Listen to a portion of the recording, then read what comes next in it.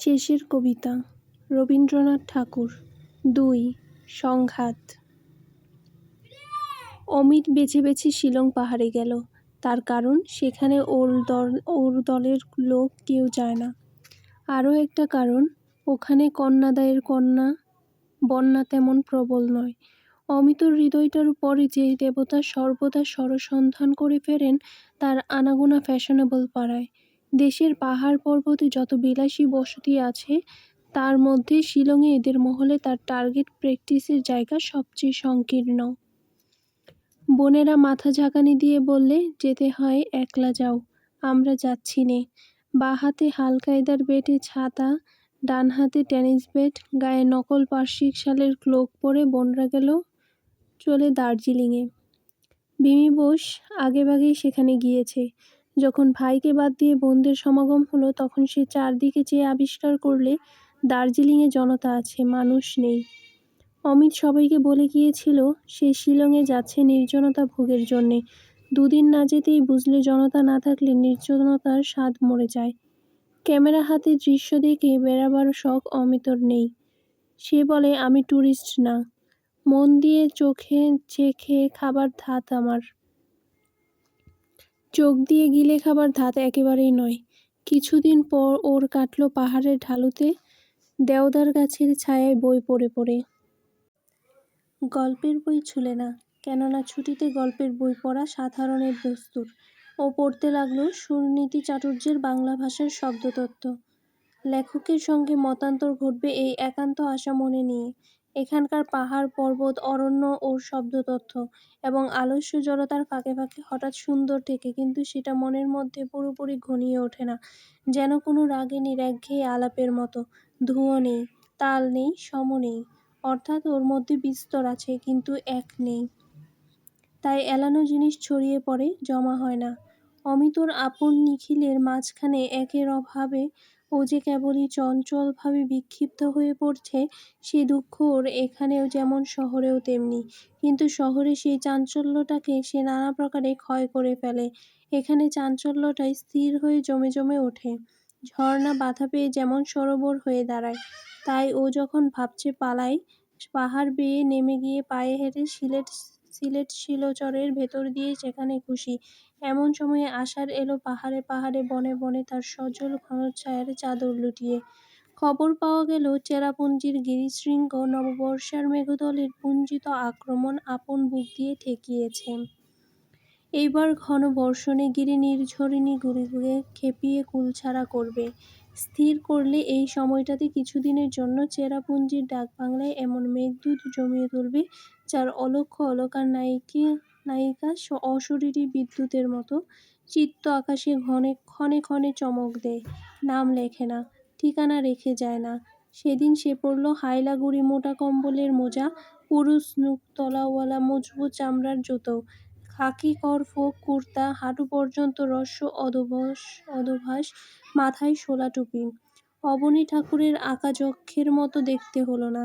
মনে হতে পারত রাস্তা তদারক করতে বেরিয়েছে ডিস্ট্রিক্ট ইঞ্জিনিয়ার, কিন্তু পকেটে ছিল গোটা ৫-৭ পাতলা এডিশনের নানা ভাষার কাব্যের বই। আঁকাবাঁকা সরু রাস্তা, ডান দিকে জঙ্গলে ঢাকা খদ। এ রাস্তার শেষ লক্ষ্য অমিতর বাসা। সেখানে যাত্রী সম্ভাবনা নেই, তাই সে আওয়াজ না করে অসতর্কভাবে গাড়ি হাঁকিয়ে চলেছে। ঠিক সে সময়টা ভাবছিল আধুনিককালে দূরবর্তিনী প্রেয়সীর জন্মে মোটর দুটটাই প্রশস্ত, তার মধ্যে ধূমজ্যোতি সলিল মরুতাং সন্নিপাত বেশ ঠিক পরিমাণেই আছে। আর চালকের হাতে একখানি চিঠি দিলে কিছুই অস্পষ্ট থাকে না। ও ঠিক করে নিলে আগামী বৎসরে আষাঢ়ের প্রথম দিনে মেঘদূত বর্ণিত রাস্তা দিয়েই মোটরে করে যাত্রা করবে। হয়তোবা অদৃষ্ট ওর পথ চেয়ে দেহলি দত্ত পুষ্পা যে পথিকবধূকে এতকাল বসিয়ে রেখেছে, সেই অবন্তিকা হোক বা মালবিকাই হোক বা হিমালয়ের কোনো দেবদারু চারিণী হোক, ওকে হয়তো কোনো একটা অভাবনীয় উপলক্ষে দেখা দিতেও পারে। এমন সময় হঠাৎ একটা বাঁকের মুখে এসেই দেখলে আর একটা গাড়ি উপরে উঠে আসছে। পাশ কাটাবার জায়গা নেই। ব্রেক কষতে কষতে গিয়ে পড়ল তার উপরে। পরস্পর আঘাত লাগলো, কিন্তু অপঘাত ঘটল না। অন্য গাড়িটা খানিকটা গড়িয়ে পাহাড়ের গায়ে আটকে থেমে গেল। একটি মেয়ে গাড়ি থেকে নেমে দাঁড়ালো। সদ্য মৃত্যু আশঙ্কার কালো পটখানা তার পেছনে। তার এই উপরে সে যেন ফুটে উঠল এক বিদ্যুৎ রেখায় আঁকা সুস্পষ্ট ছবি। চারিদিকে সমস্ত হতে স্বতন্ত্র। মন্দর পর্বতের নাড়া খাওয়া ফেনিয়ে ওঠা সমুদ্র থেকে এইমাত্র উঠে এলেন লক্ষ্মী সমস্ত আন্দোলনের উপরে। মহাসাগরের বুক তখনও ফুলে ফুলে ফেঁপে উঠেছে। দুর্লভ অবসরে অমিত তাকে দেখলে। ড্রয়িং রুমে এমে অন্য 5 জনের মাঝখানে পরিপূর্ণ আত্মস্বরূপে দেখা দিত না। পৃথিবীতে হয়তো দেখবার যোগ্য লোক পাওয়া যায়, তাকে দেখবার যোগ্য জায়গাটি পাওয়া যায় না। মেয়েটির পরনে সরু পাড় দেওয়া সাদা আলোয়ানের শাড়ি, সেই আলোয়ানেরই জ্যাকেট, পায়ে সাদা চামড়ার দেশি ছাদের জুতো। তনু দীর্ঘ দেহটি বর্ণ চিকন শ্যাম, টানা চোখ ঘন পক্ষ ছায়ায় নিবিড় স্নিগ্ধ। প্রশস্ত ললাট অবারিত করে পিছু হুটিয়ে চুল আট করে বাঁধা। চিবুক গেড়ে সুকুমার মুখের দোলটি একটি অনতিপক্ষ ফলের মতো রমণীয়। জ্যাকেটের হাত কবজি পর্যন্ত। দুহাতে দুটি সরু প্লেন বালা। ব্রোচের বন্ধনহীন কাঁধের কাপড় মাথায় উঠেছে। কটকি কাজ করা রূপোর কাঁটা দিয়ে খোপার সঙ্গে বদ্ধ। অমিত গাড়িতে টুপিটা খুলে রেখে তার সামনে চুপ করে এসে দাঁড়ালো, যেন একটা পাওনা শাস্তির অপেক্ষায়। তাই দেখে মেয়েটির বুঝি দয়া হলো, একটু কৌতুকও বোধ করলে। অমিত মৃদুস্বরে বললে, অপরাধ করেছি। মেয়েটি হেসে বললে, অপরাধ নয়, ভুল। সেই ভুলের শুরু আমার থেকেই। উৎস জলের যে উচ্ছলতা ফুলে ওঠে, মেয়েটির কণ্ঠস্বর তারই মতো নিঠুর। অল্প বয়সের বালকের গলার মতো মসৃণ এবং প্রশস্ত। সেদিন ঘরে ফিরে এসে অমিত অনেকক্ষণ ভেবেছিল, এর গলার সুরে যে একটি স্বাদ আছে, স্পর্শ আছে, তাকে বর্ণনা করা যায় কী করে। নোট বইখানা খুলে লিখলে এ যেন অম্বুরে তামাকের হালকা ধোঁয়া, জলের ভিতর দিয়ে পাক খেয়ে আসছে। নিকোটিনের ঝাঁজ নেই, আছে গোলাপ জলের স্নিগ্ধ গন্ধ। মেয়েটি নিজের ত্রুটি ব্যাখ্যা করে বললে, একজন বন্ধু আসার খবর পেয়ে খুঁজতে বেরিয়েছিল। এই রাস্তায় খানিকটা উঠতেই শোফার বলেছিল, এ রাস্তা হতে পারে না। তখন শেষ পর্যন্ত না গিয়ে ফেরবার উপায় ছিল না, তাই উপরে চলেছিলুম। এই রাস্তায় খানিকটা উঠতেই শোফার বলেছিল, এ রাস্তা হতে পারে না। তখন শেষ পর্যন্ত না গিয়ে ফেরবার উপায় ছিল না, তাই উপরে চলেছিলাম। এমন সময় উপরওয়ালার ধাক্কা খেতে হলো। অমিত বললে, উপরওয়ালার উপরেও উপরওয়ালা আছে, একটা অতি কুশ্রী কুটিল গ্রহ, এ তারই কুকীর্তি। অপরপক্ষে ড্রাইভার জানালে, লোকসান বেশি হয়নি, কিন্তু গাড়ি সেরে নিতে দেরি হবে। অমিত বললে, আমার অপরাধী গাড়িটাকে যদি ক্ষমা করেন, তবে আপনি যেখানে অনুমতি করবেন সেইখানেই পৌঁছিয়ে দিতে পারি। দরকার হবে না, পাহাড়ে হেঁটে চলা আমার অভ্যাস। দরকার আমারই, মাপ করলেন তার প্রমাণ। মেয়েটি ঈষৎ দ্বিধায় নীরব রইল। অমিত বললে, আমার তরফে আরও একটু কথা আছে। গাড়ি হাঁকাই বিশেষ একটা মহৎ কর্ম নয়। এ গাড়ি চালিয়ে পোস্টারিটি পর্যন্ত পৌঁছবার পথ নেই। তবু আরম্ভে এই একটিমাত্র পরিচয়ই পেয়েছেন, অথচ এমনই কপাল সেটুকুর মধ্যেও গলদ। উপসংহারে এটুকু দেখাতে দিন যে জগতে অন্তত আপনার শোফারের চেয়ে আমি অযোগ্য নই। অপরিচিতের সঙ্গে প্রথম পরিচয়ে অজানা বিপদের আশঙ্কায় মেয়েরা সংকোচ সরাতে চায় না, কিন্তু বিপদের এক ধাক্কায় উপক্রমণিকার অনেকখানি বিস্তৃত বেড়া একদমে গেল ভেঙে। কোনো দৈব নির্জন পাহাড়ের পথে হঠাৎ মাঝখানে দাঁড় করিয়ে দুজনের মনে দেখাদেখির গাঁট বেঁধে দিলে, সবুর করলে না। আকস্মিকের বিদ্যুৎ আলোতে এমন করে, যা চোখে পড়ল, প্রায় মাঝে মাঝে এ যে রাত্রে জেগে ওঠে অন্ধকারের পটে দেখা যাবে। চৈতন্যের মাঝখানটাতে তার গভীর চাপ পড়ে গেল। নীল আকাশের উপরে সৃষ্টির কোনো এক প্রচণ্ড ধাক্কায় যেমন সূর্য নক্ষত্রের আগুন জ্বলা ছাপ। মুখে কথা না বলে মেয়েটি গাড়িতে উঠে বসল। তার নির্দেশ মতো গাড়ি পৌঁছল যথাস্থানে। মেয়েটি গাড়ি থেকে নেমে বললে, কাল যদি আপনার সময় থাকে একবার এখানে আসবেন, আমাদের কর্তামার সঙ্গে আপনার আলাপ করিয়ে দেব। অমিতের ইচ্ছা হলো বলে, আমার সময়ের অভাব নেই, এখনই আসতে পারি। সংকোচে বলতে পারলে না। বাড়ি ফিরে এসে ওর নোট বই নিয়ে লিখতে লাগলো, পথ আজ হঠাৎ একই পাগলামি করলে। দুজনকে দু জায়গা থেকে ছিঁড়ে এনে আজ থেকে হয়তো এক রাস্তায় চালান করে দিলে। অ্যাস্ট্রোনমার ভুল বলেছে, অজানা আকাশ থেকে চাঁদ এসে পড়েছিল পৃথিবীর কক্ষপথে, লাগল তাদের মোটরে মোটরে ধাক্কা। সেই মরণের তাড়নার পর থেকে যুগে যুগে দুজনে একসঙ্গেই চলেছে। এর আলো ওর মুখে পড়ে, ওর আলো এর মুখে। চলার বাঁধন আর ছেড়ে না। মনের ভিতরটা বলছে, আমাদের শুরু হলো যুগল চলন। আমরা চলার সূত্রে গাঁথব ক্ষণে ক্ষণে কুড়িয়ে পাওয়া উজ্জ্বল নিমেষগুলির মালা। বাধা মাইনেই বাধা খোরাকিতে ভাগ্যের দ্বারে পড়ে থাকবার জো রইল না। আমাদের দেনা পাওনা সবই হবে হঠাৎ। বাইরে বৃষ্টি পড়ছে। বারান্দায় ঘন ঘন পায়চারি করতে করতে অমিত মনে মনে বলে উঠল, কোথায় আছো নিবারণ চক্রবর্তী? এইবার ভয় করো আমার উপরে। বাণী দাও, বাণী দাও। বেরোলো লম্বা সরু খাতাটা। নিবারণ চক্রবর্তী বলে গেল, পদ বেঁধে দিল বন্ধনহীন গ্রন্থি। আমরা দুজন চলতি হাওয়ার পন্থী। রঙিন নিমেষ ধুলার দুলাল, পরাণে ছড়ায় আবির গুলাল। উড়না উড়াই বর্ষার মেঘে, দিগঙ্গনার নৃত্য। হঠাৎ আলোর ঝলকানি লেগে ঝলমল করে চিত্ত। নাই আমাদের কনক চাপার কুঞ্জ, বনবীথিকায় কীর্ণ বকুল পুঞ্জ। হঠাৎ কখন সন্ধে বেলায়, নামহারা ফুল গন্ধ এলায়। প্রভাত বেলায় হেলা ভরে করে, অরুণ মেঘেরে তুচ্ছ। উদ্যত যত শাখার শিকরে, রোডোডেনড্রন গুচ্ছ।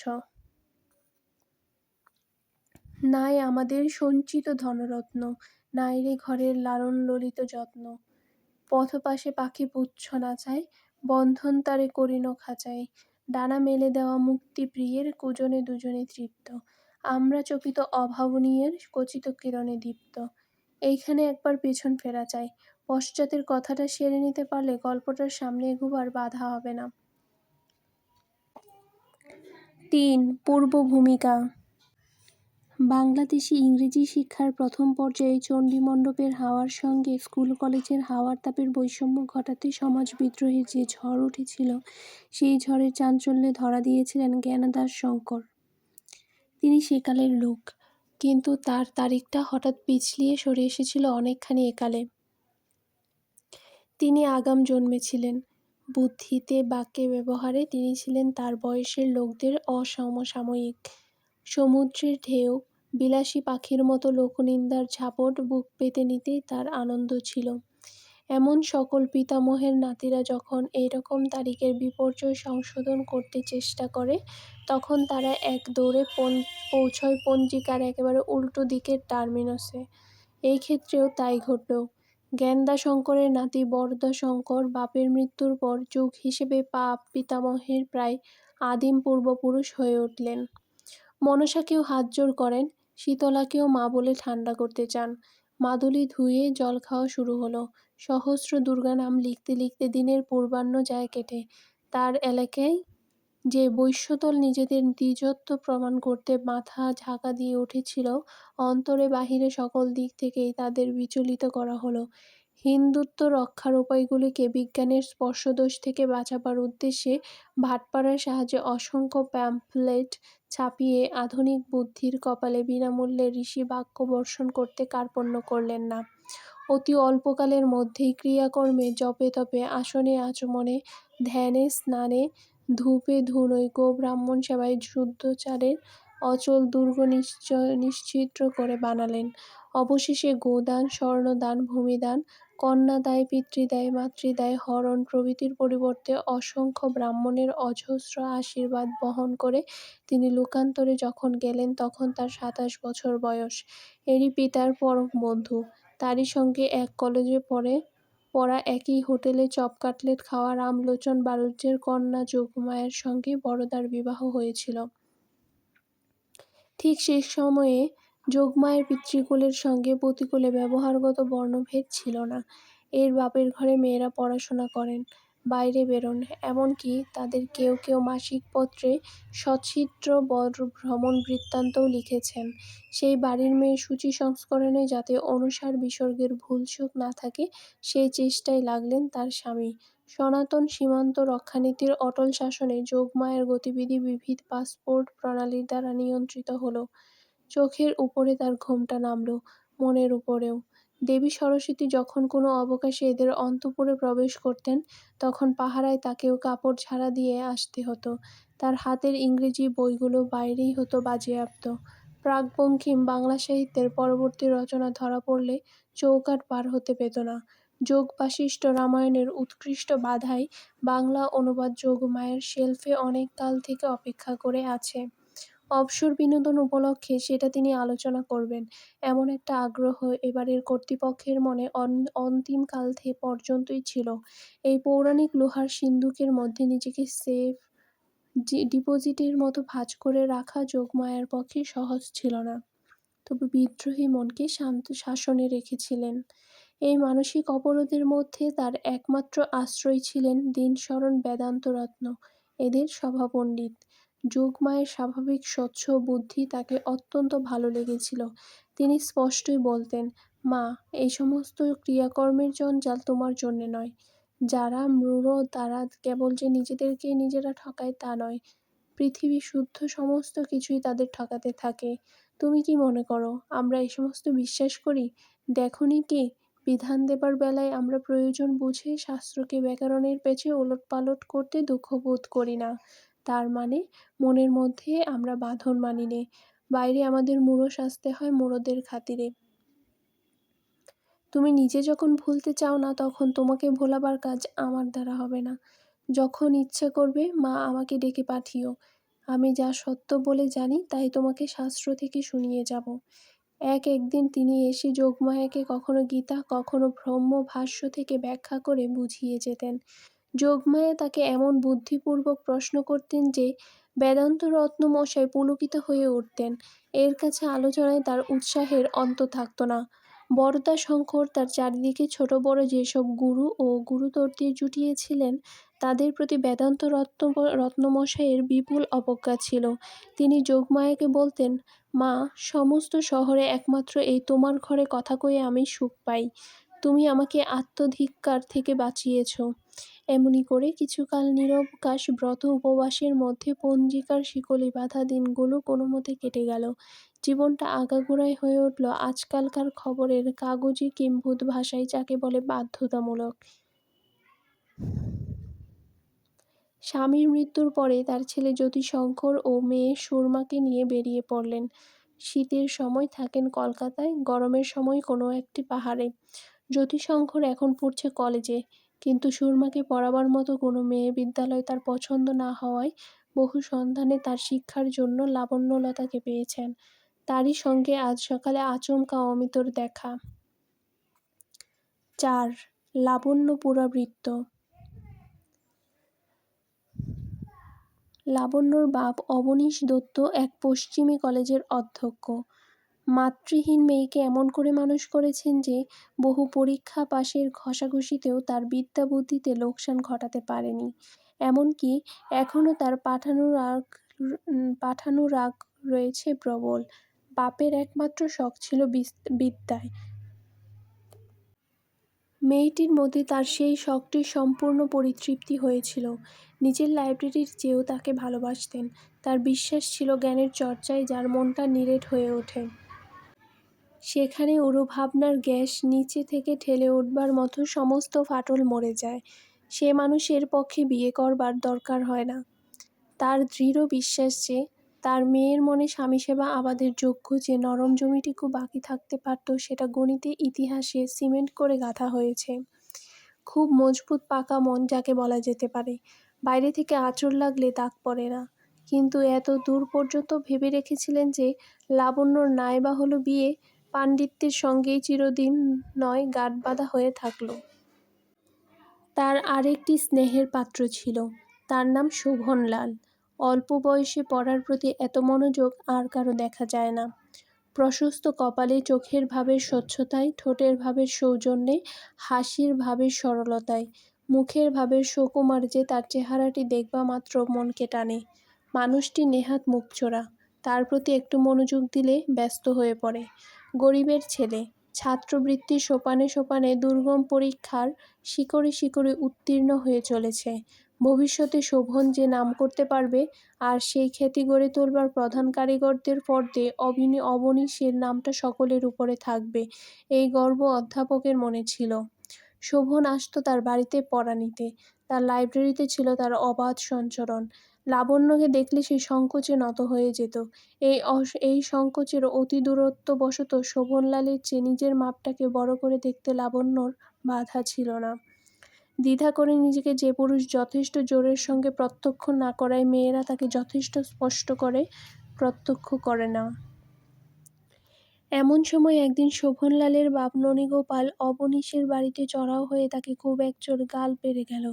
নালিশ এই যে অবনীশ নিজের ঘরে অধ্যাপনার ছুতোয় বিবাহের ছেলে ধরা ফাঁদ পেতেছেন। বৈদ্যর ছেলে শোভনলালের জাত মেরে সমাজ সংস্কারের শখ মেটাতে চান। এই অভিযোগের প্রমাণস্বরূপ পেন্সিলে আঁকা লাবণ্যলতার এক ছবি দাখিল করলে।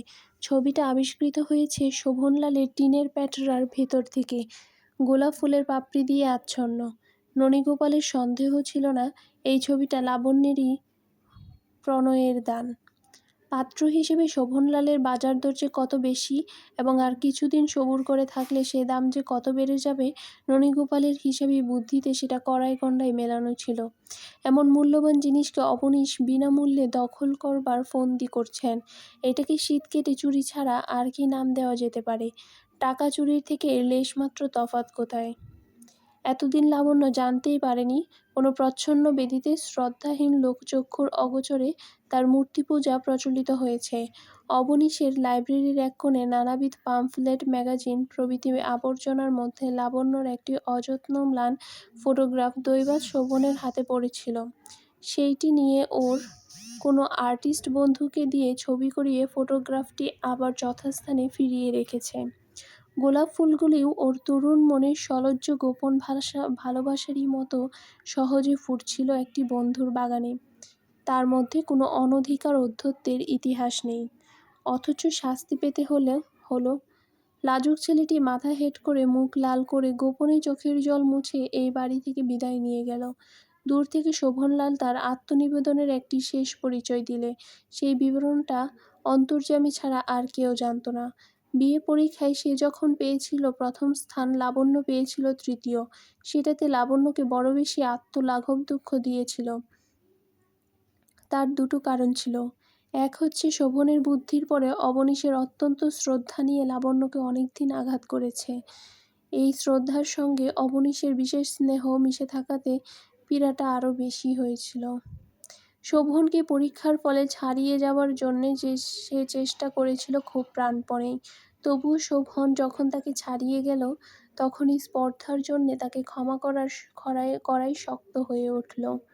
তার মনে কেমন একটা সন্দেহ লেগে রইল যে বাবা তাকে বিশেষভাবে সাহায্য করাতেই উভয় পরীক্ষিতের মধ্যে ফলবৈষম্য ঘটল। অথচ পরীক্ষার পড়া সম্বন্ধে শোভনলাল কোনো দিন অবনীশের কাছে এগোয়নি। কিছুদিন পর্যন্ত শোভনলালকে দেখলেই লাবণ্য মুখ ফিরিয়ে চলে যেত। এমএ পরীক্ষাতেও শোভনের প্রতিযোগিতায় লাবণ্যর জেতবার কোনো সম্ভাবনা ছিল না। তবু হলো জিত। স্বয়ং অবনীশ আশ্চর্য হয়ে গেলেন। শোভনলাল যদি কবি হতো তাহলে হয়তো সে খাতা ভরে কবিতা লিখত। তার বদলে আপন পরীক্ষা পাশের অনেকগুলো মোটা মার্ক লাবণ্যর উদ্দেশ্যে উৎসর্গ করে দিলে। তারপরে এদের ছাত্রদশা গেল কেটে। এমন সময় অবনীশ হঠাৎ প্রচণ্ড পীড়ায় নিজের মধ্যেই প্রমাণ পেলেন যে জ্ঞানের চর্চা এমনটা ঠাস বোঝাই থাকলেও মনশিজ তার মধ্যেই কোথা থেকে বাধা ঠেলে উঠে পড়েন। একটুও স্থানাভাব হয় না। তখন অবনীশ ৪৭, সেই নিরতিশয় দুর্বল নিরুপায় বয়সে একটি বিধবা তার হৃদয়ে প্রবেশ করলে। একেবারে তার লাইব্রেরির গ্রন্থগুহ ভেদ করে, তার পাণ্ডিত্যের প্রাকার ডিঙিয়ে। বিবাহে আর কোনো বাধা ছিল না। একমাত্র বাধা লাবণ্যর প্রতি অবনীশের স্নেহ। ইচ্ছার সঙ্গে বিষম লড়াই বাধল। পড়াশোনা করতে চান খুবই জোরের সঙ্গে, কিন্তু তার চেয়ে জোর আছে এমন কোনো একটি চমৎকার চিন্তা পড়াশোনার কাঁধে চেপে বসে। সমালোচনার জন্যে মডার্ন রিভিউ থেকে তাকে লোভনীয় বই পাঠানো হয় বৌদ্ধ ধ্বংসাবশেষের পুরাবৃত্ত নিয়ে। অনুদ্ঘাটিত বইয়ের সামনে স্থির হয়ে বসে থাকেন এক ভাঙা বৌদ্ধস্তূপেরই মতো, যার উপরে চেপে আছে বহু শত বৎসরের মৌন। সম্পাদক ব্যস্ত হয়ে ওঠেন, কিন্তু জ্ঞানীর স্তূপাকার জ্ঞান যখন একবার টলে তখন তার দশা এইরকমই হয়ে থাকে। হাতি যখন চোরাবালিতে পা দেয় তখন তার বাঁচবার উপায় কী? এতদিন পরেও অবনীশের মনে একটা পরিতাপ ব্যথা দিতে লাগল। তার মনে হলো তিনি হয়তো পুঁথির পাতা থেকে চোখ তুলে দেখবার অবকাশ না পাওয়াতে দেখেননি যে শোভনলালকে তার মেয়ে ভালোবেসেছে। কারণ শোভনের মতো ছেলেকে না ভালোবাসতে পারাটাই অস্বাভাবিক। সাধারণভাবে বাপ যাত্রার পরে রাগ ধরল নিজের উপরে, ননীগোপালের উপরে। এমন সময় শোভনের কাছ থেকে এক চিঠি এলো। প্রেমচাঁদ রায় মোচাঁদ বৃত্তির জন্যে গুপ্ত রাজবংশের ইতিহাস আশ্রয় করে পরীক্ষার প্রবন্ধ লিখবে বলে সে তার লাইব্রেরি থেকে গুটিকতক বই ধার চায়। তখনই তিনি তাকে বিশেষ আদর করে চিঠি লিখলেন, বললেন, পূর্বের মতোই আমার লাইব্রেরিতে বসেই তুমি কাজ করবে, কিছু মাত্র সংকোচ করবে না। শোভনলালের মনটা চঞ্চল হয়ে উঠল। সে ধরে নিলে এমন উৎসাহপূর্ণ চিঠির পেছনে হয়তো লাবণ্যর সম্মতি প্রচ্ছন্ন আছে। সে লাইব্রেরিতে আসতে আরম্ভ করলে।